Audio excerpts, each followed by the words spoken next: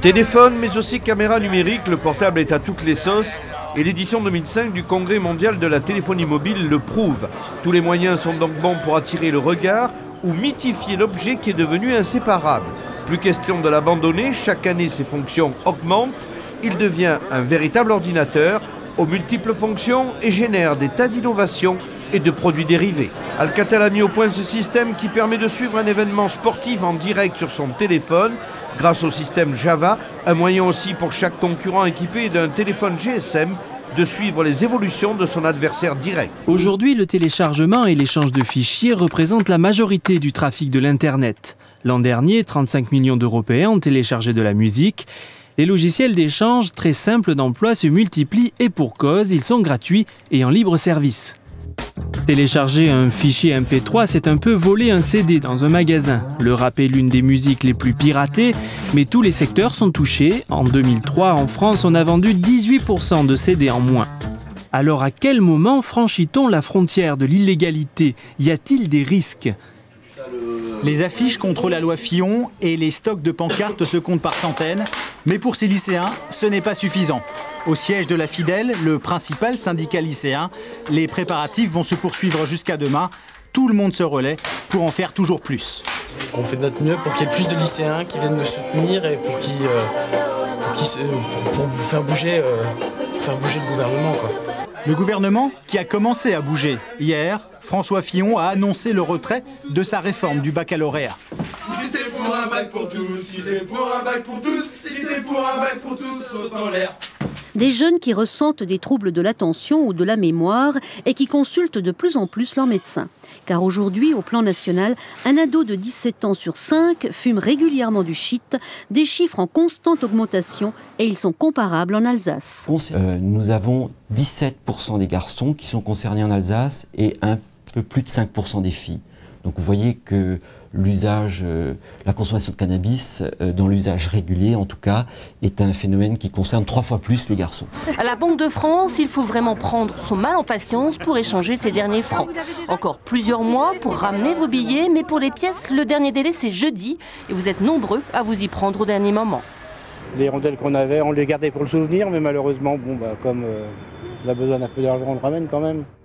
Le Da Vinci Code, un succès mondial dont l'histoire commence au Louvre, à Paris. Un éminent conservateur est assassiné sous les yeux de la Joconde. Pas de témoins, pas de pistes. L'enquête peut commencer. Le principal suspect, un Américain historien de l'art. Poursuivi par la police française, mais innocent, il se retrouve lui-même à la poursuite du Graal. Une course contre la montre à travers tout Paris, Gare Saint-Lazare, ambassade des États-Unis, le Ritz et l'église Saint-Sulpice. Pour 2000 €, on peut faire la visite de tous les lieux du livre. À Saint-Sulpice, le prêtre a dû poser un panneau pour démêler le vrai du faux, mais certains ne le croient pas.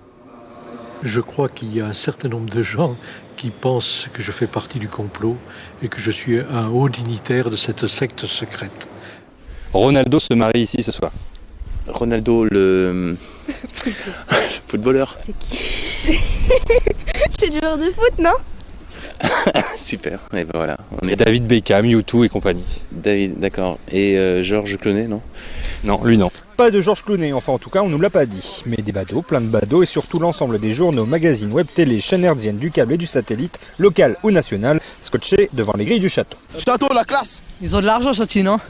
C'est pour l'argent, c'est une belle petite ville et tout.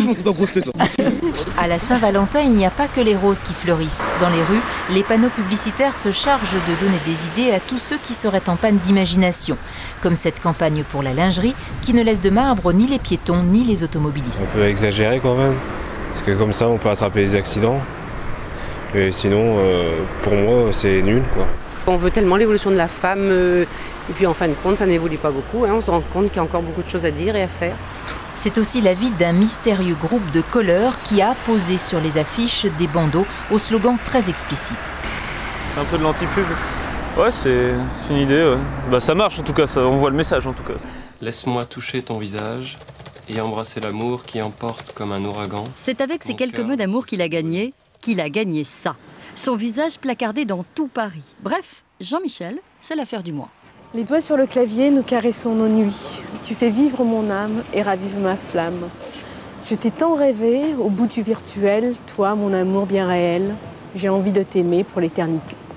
Sa requête amoureuse habille les murs parisiens. Pas moins de 100 panneaux publicitaires, une campagne d'une valeur de 15 000 € avec à la clé peut-être le grand amour. Les Français, 2 fois plus que les autres Européens, nous disent qu'ils sont capables de tomber amoureux rien qu'en s'échangeant des emails. Et en ce jour de la Saint-Valentin, Internet sert non seulement à trouver l'amour, mais aussi à l'entretenir. Sur les écrans numériques de Paris, des milliers de messages défilent depuis ce matin. On y apprend que Françoise est amoureuse, que Stéphanie adore Fabrice, et que Christophe ferait mieux de rappeler Catherine s'il est bien l'homme qu'il prétend être.